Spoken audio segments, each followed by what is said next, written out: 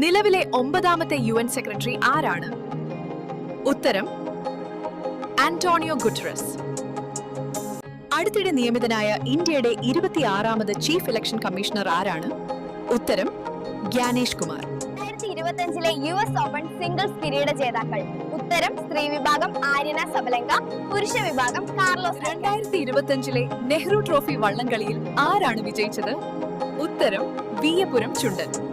2024 ബാലൻ Dior പുരസ്കാരം ലഭിച്ചത് ആർക്കാണ്? ഉത്തരം Rodri.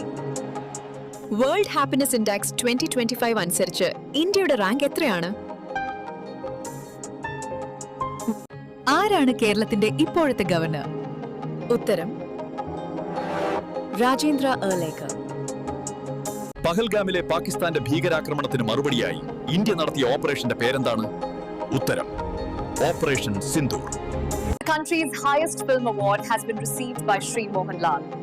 Mohanlal is the Malayalam person to receive this after Sri Adur. Kerala ഗവർണറുടെ ഔദ്യോഗിക വസതി തിരുവനന്തപുരത്തെ രാജ്ഭവനാണ്.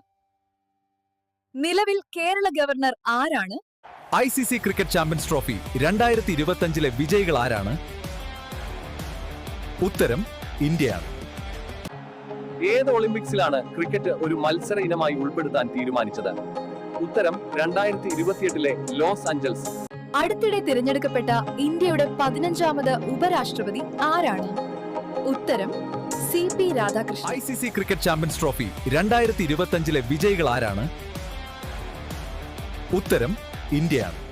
ഏത് ഒളിമ്പിക്സിലാണ് ക്രിക്കറ്റ് ഒരു മത്സര ഇനമായി ഉൾപ്പെടുത്താൻ തീരുമാനിച്ചത്?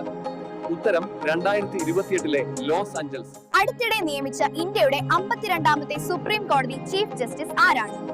ഉത്തരം ജസ്റ്റിസ് 2025 ആഗസ്റ്റിൽ IMF എക്സിക്യൂട്ടീവ് ഡയറക്ടറായി നിയമിതനായത് ആരാണ്? ഉത്തരം ഊർജിത് പട്ടേൽ. നേപ്പാളിലെ ജനപ്രതിഷേധങ്ങൾക്ക് ശേഷം നിലവിൽ വന്ന താൽക്കാലിക പ്രധാനമന്ത്രി ആരാണ്?